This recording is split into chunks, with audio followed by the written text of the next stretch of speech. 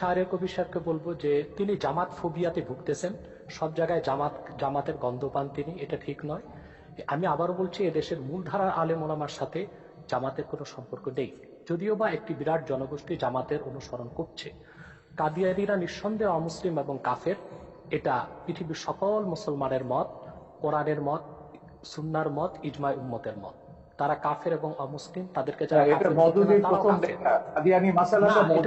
ভুল, আপনি ভুল, আপনি জানেন না এটা।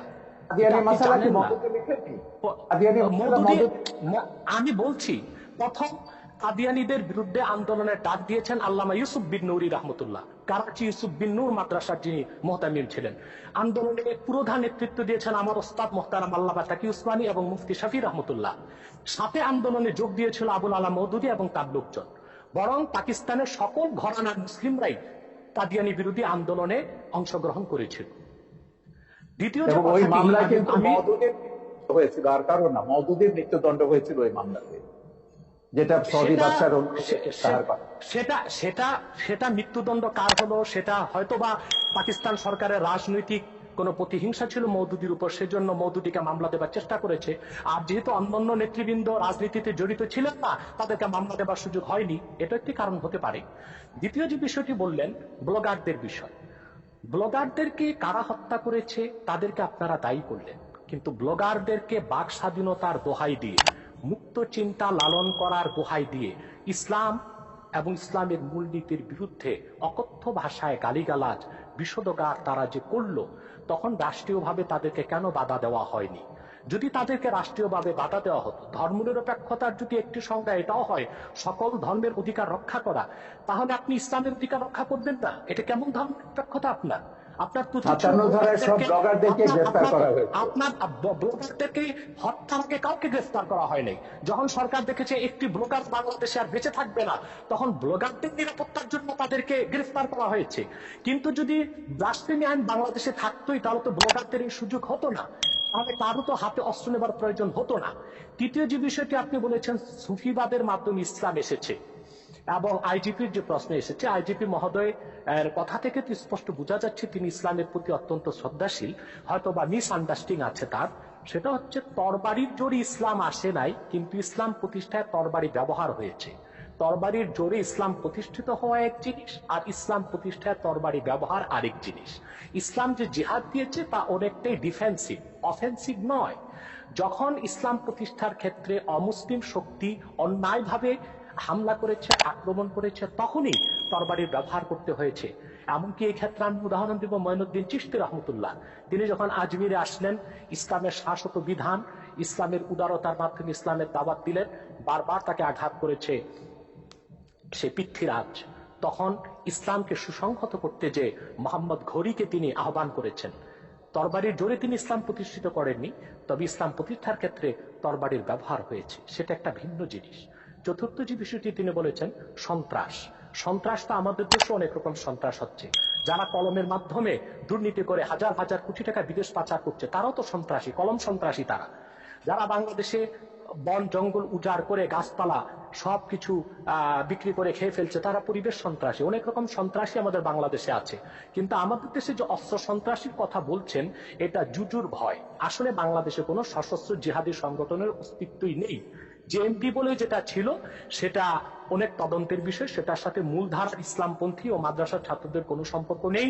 হোলি আর্টিজানে আমরা দেখেছি যারা সন্ত্রাসী হামলা করেছে বলা হচ্ছে, তারা কেউ মাদ্রাসার ছাত্র ছিল না, তারা ইংলিশ মিডিয়ামের ছাত্র ছিল, যদিও বা তারা বলেছে জাকের নায়কের কথায় তারা উদ্বুদ্ধ হয়েছে।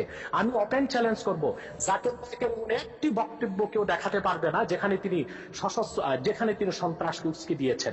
জাকির নায়কের কোন একটি বক্তব্যে এটা দেখানো যাবে না। মূলত এটা ছিল একটি প্রি প্ল্যান প্রোগ্রাম।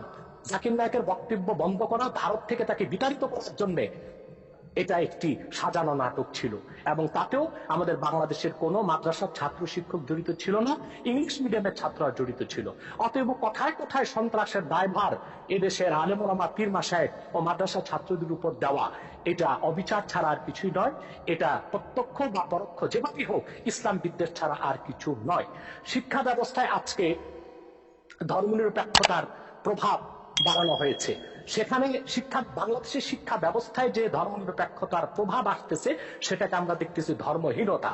ইসলামের মূল আকীদা বিরোধী অনেক শিক্ষা আমাদের শিক্ষা ব্যবস্থায় ঢুকানো হয়েছে, যেমন নবম থেকে মাস্টার্স পর্যন্ত প্রাণীবিজ্ঞান জুলজিতে দ্য থিওরি অফ এভুলেশন, ডারউইনের বিবর্তনবাদকে ঢুকানো হয়েছে বাংলাদেশে।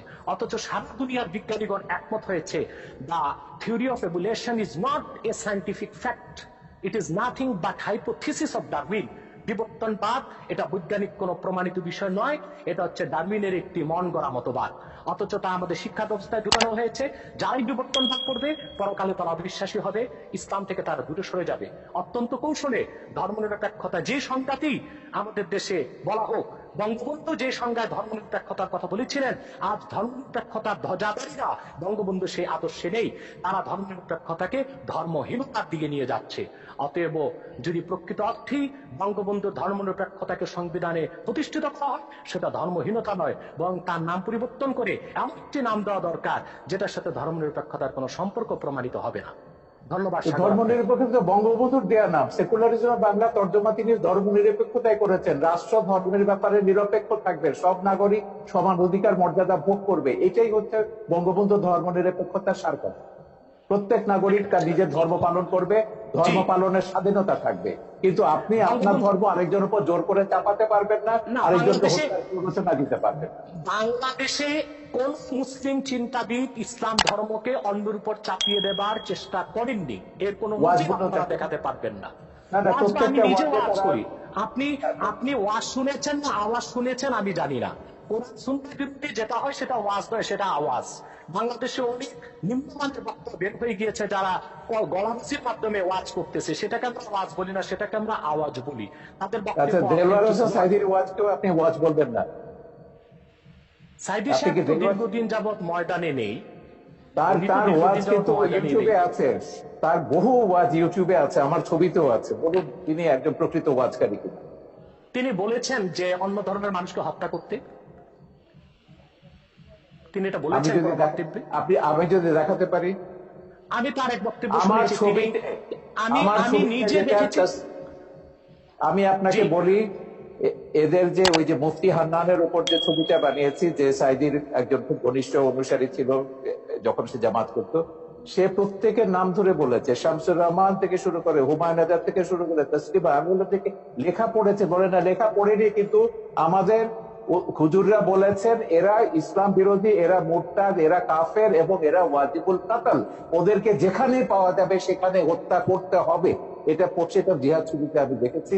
ওয়াজের সাইদির বক্তব্য আছে, হান্নানের বক্তব্য আছে, মুফতি হান্নানের বক্তব্য আছে, আপনি দেখে নিয়ে ইউটিউবে পাবেন।